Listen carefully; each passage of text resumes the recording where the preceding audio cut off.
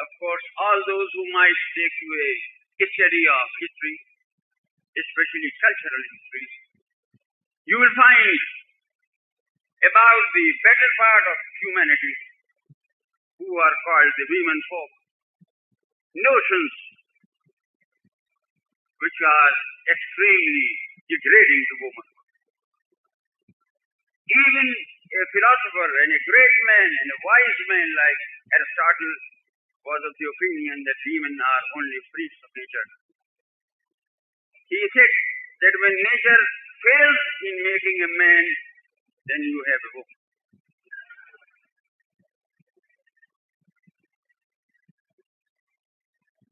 There was the notion in different cultures that woman is not a human being. Those who are masters of the English language will bear me out that in Old English, male stands for the human being, not actually the masculine part of humanity, but for human being, and female is who is she who is not a human being. She is female. Doesn't mean that she is not a male, but in the original context it means that she is not a human being. And of course, we know in history, at the councils of holy men, in certain communities the problem was debated whether women have souls.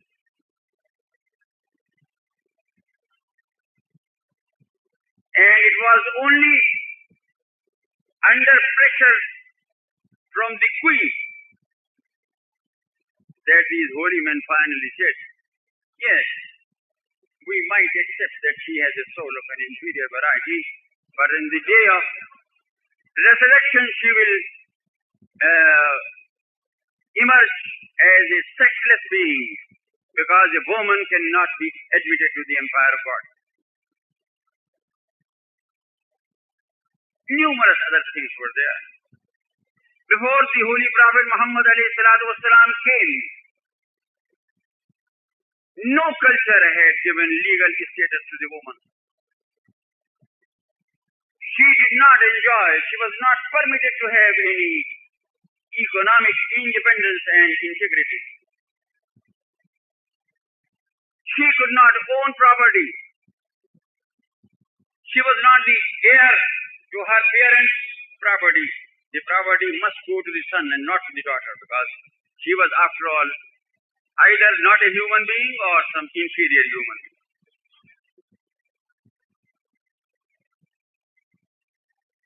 And numerous were the laws, numerous types were the principles who stood against a woman and challenged her. And remember what the Holy Prophet Muhammad ﷺ proclaimed to that world. He said, my dear fellow beings, what are you thinking about the woman? You were born of the woman. You were born of the woman. Is it in this manner that you are actually offering your thanks and showing your gratitude? He said that if paradise can be obtained through any human being, it is only the mother. Paradise lies by the feet of the mother.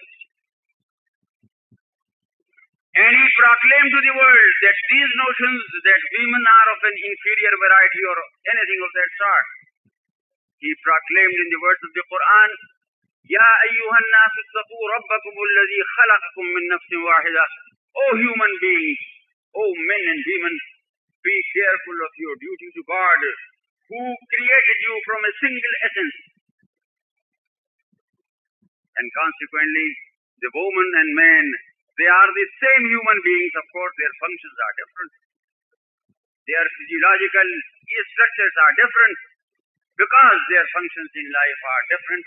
But if anybody says that the function of man is superior to the function of woman, the Prophet ﷺ said he is very badly mistaken. It is the function of woman which is more important. If there had been no woman, there would have been no mankind at all on the face of this earth. They could not have dropped from the skies. They can only come through this channel which is called the woman.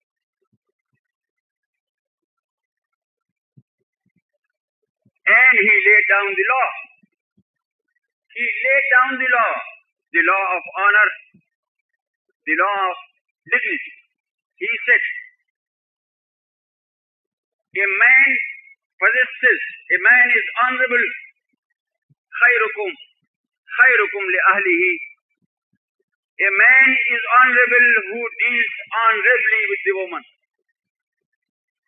That is the standard that he laid down.